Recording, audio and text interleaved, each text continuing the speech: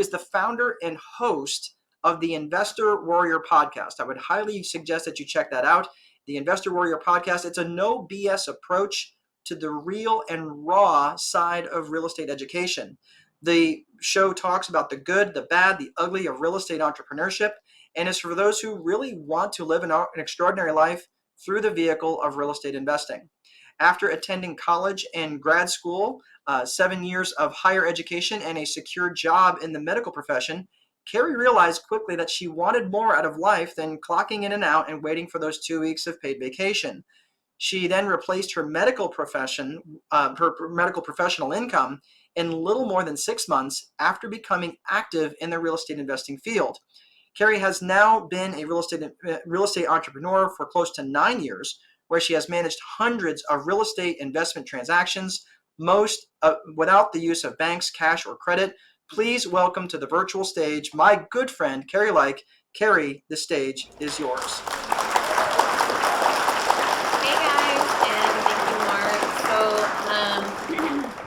In this 15 minutes, I am going to talk to you about becoming fearless in your life. And it's not just about whether you're in real estate or you're in business or you've got a 9-to-5 job. It doesn't matter, because I'm going to argue that fear is the number one thing that holds us back, no matter what it is in our life, right? It's spiritual, it's health, it's our marriage, it's our family, it's our finances. Fear is what holds us back. And to become fearless, having no fear, that is not feasible, because fear actually protects us, right? So this isn't about becoming fearless. It's not about completely eliminating fear from your life, because the only people who do not have fear in their life are psychotic people, okay? And that's not us, right? There is a healthy level of fear. And what I want to talk to you today about is having courage. Right? Having courage to act in spite of the fear that's holding you back. And one of the things that I've been recently reading, and it's so relevant to today's talk, so I'm going to talk about it first. It is a book called Power vs. Force. It's by Dr. David Hawkins. So excellent book. I recommend you. It's one of the books that you add to your list. But it's relevant because it talks about how there is this communal consciousness of human behavior. It's called Spiritus Mundi, and it's basically this database of consciousness. And these levels of consciousness, which make up human behavior, can be actually calibrated on a scale of 1 to 1,000. And so Dr. Hawkins and all these scientists have actually calibrated these levels of human consciousness. Okay, so stay with me here, because I'm gonna explain what that all means. So it's calibrated on a scale of relative truth, okay? And there's this ladder of spiritual enlightenment. So when I talk about human consciousness, I'm talking about the lowest levels of human consciousness, which are anger, fear, shame. Okay, think about someone in history who would fit that lower level of consciousness. When I think about Adolf Hitler, I think lower levels of consciousness, right? These Power versus Force, which is the name of the book. What was happening there? Was it power or force? It was force. And force, it only works in the short term. It never works in the long run, right?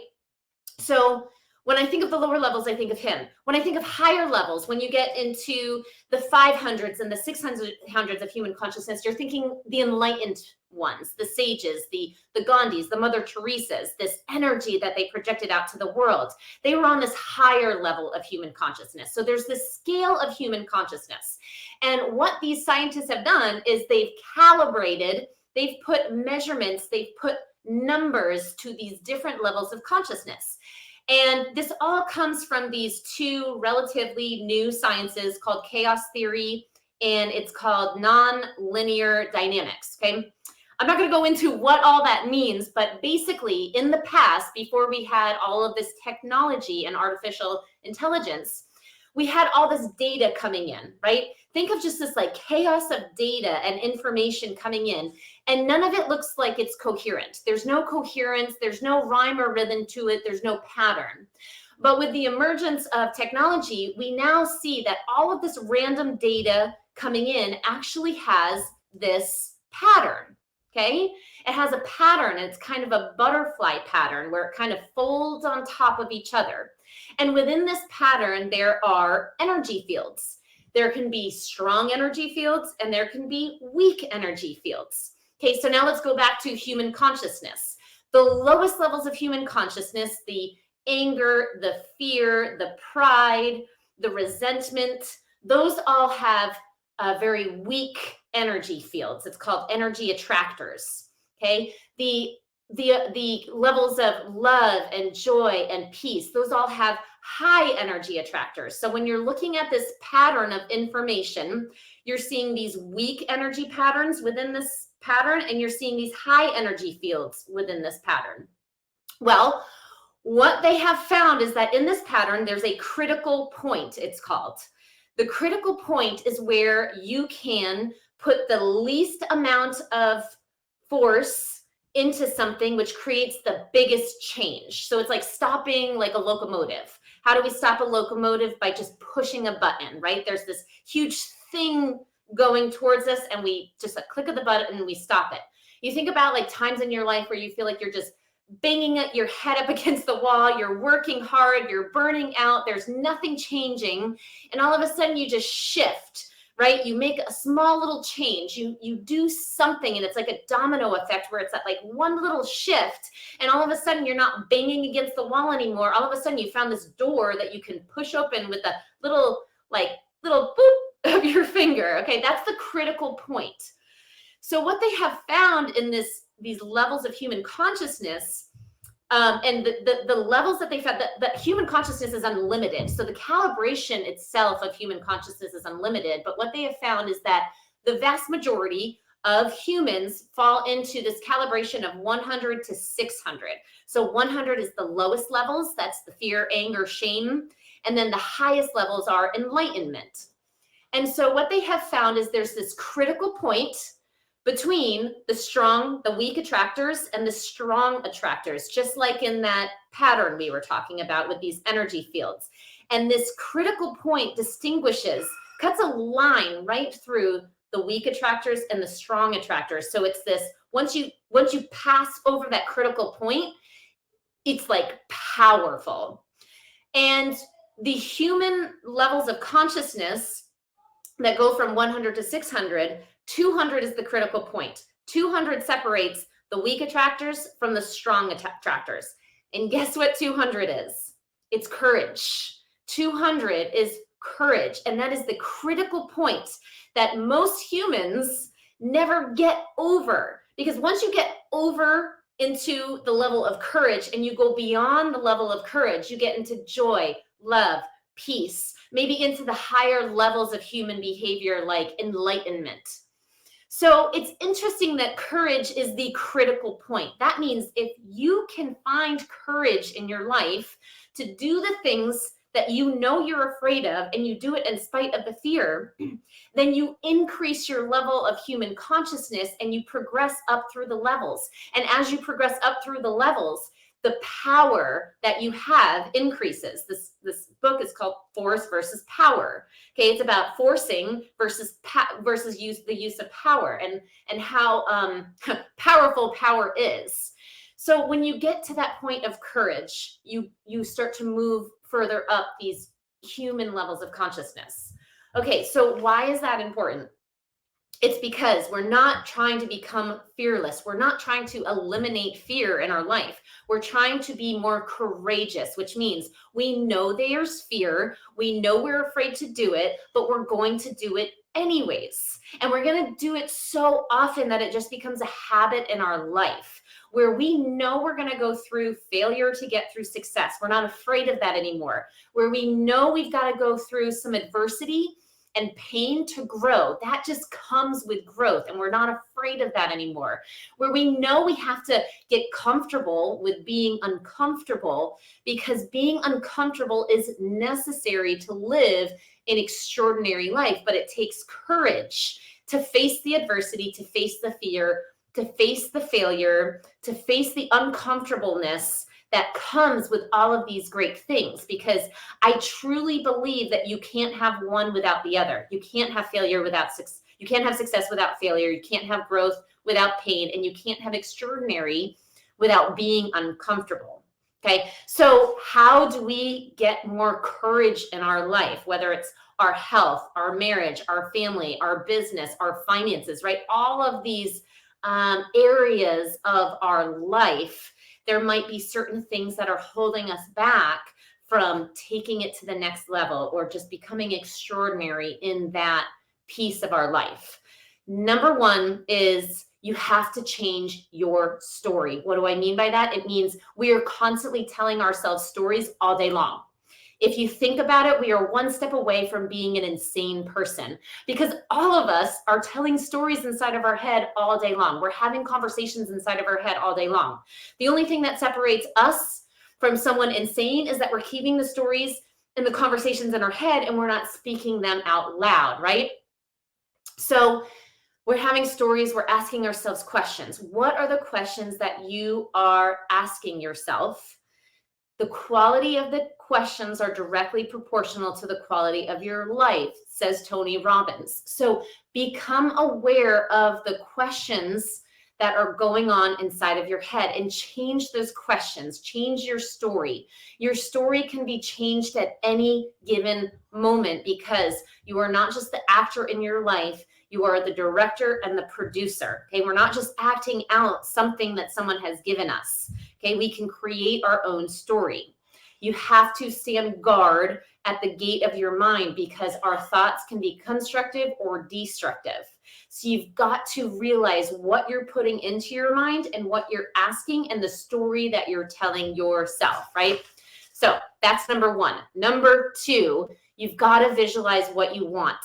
When Andre Agassi won the Wimbledon for the first time and he was interviewed, they said, the question that they asked him was, what does it feel like to win the Wimbledon for the first time? And his answer to them was, I've won it 10,000 times already. He had won it 10,000 times already in his mind. He had visualized it over and over and over and over and over again until it manifested itself into his outer world, right? So visualize what it is that you want. If you want the new car, go drive the new car. I don't care if you can't afford it. If you want to live in a nicer house, go look at the nicer houses and pretend like you can afford it. If you want to make more of a difference in the lives of those around you, visualize how that would feel and what that would look like and the person that you would have to become in order to make that impact in the lives that are around you. Okay, it's constant visualization of the person you want to become. One of my favorite quotes from Jim Rohn is, and I'm not going to phrase this exactly because I don't have it in front of me, but it's that goals are great.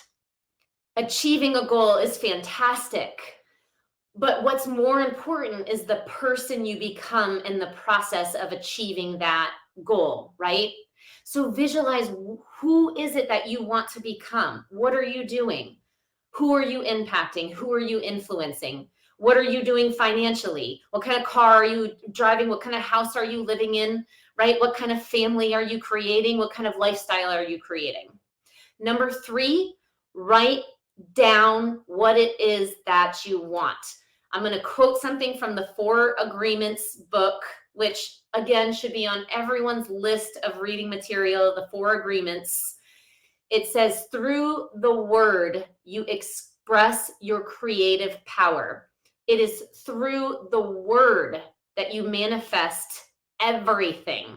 Regardless of what language you speak, your intent, what you dream, what you feel, and what you really are will be manifested through the word, right? And that means writing it down, getting it on paper, setting goals for yourself that are written, that you can look at every single day.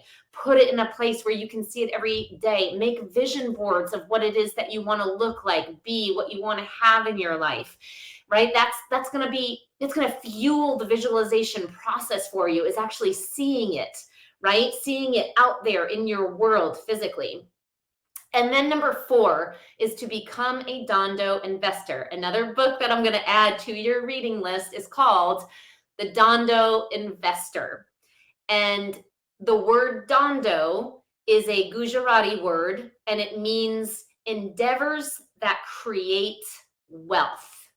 What is wealth? Wealth isn't just money. Wealth is having abundance in all areas of your life. You can be wealthy in your marriage, with your relationship with your partner. You can be wealthy in the relationships that you have with your children or your family members. You can be wealthy with your health. You can be wealthy with your spirituality, right? You're full and you're filled and you're abundant in those areas. That is what wealth is about. It's not just monetary wealth. So how can you become a Dondo investor, creating wealth in all areas of your life? And what Dondo investor means is it means low risk, high return. Okay, we go back to that critical point where it's you can exert the least amount of energy to get the biggest change in your life. It's low risk, high reward. For example, if I want to lose weight, low risk, I put my running shoes on at the end of the day instead of sitting on my couch watching Netflix, eating spaghetti. Okay, what is that going to do for my life? It's going to make me wealthier in my health. It's going to make me wealthier in my relationships with my kids because I've got more energy for them. I'm going to be wealthier with my spouse. I'm going to be more spiritually fulfilled because I have more vitality, right? It's that one little thing that I can do that can make all of this big effect in my life. It's low risk, it's high reward, and it's creating wealth in all of those areas of my life, okay? So that's courage. That's the 4 ways that I think we can all get to that courage, that critical point, that 200 calibration where we're conquering our fears. In spite of the fear, we're not eliminating it, but we're conquering it. And then we're moving on to these higher levels of human consciousness. Once we conquer that courage, we have more joy and peace and love in our life, which is going to just create so much wealth and abundance in all areas of our life. So I encourage you guys to become fearless, not fearless, but fearless in your life and all different areas of your life. Thank you.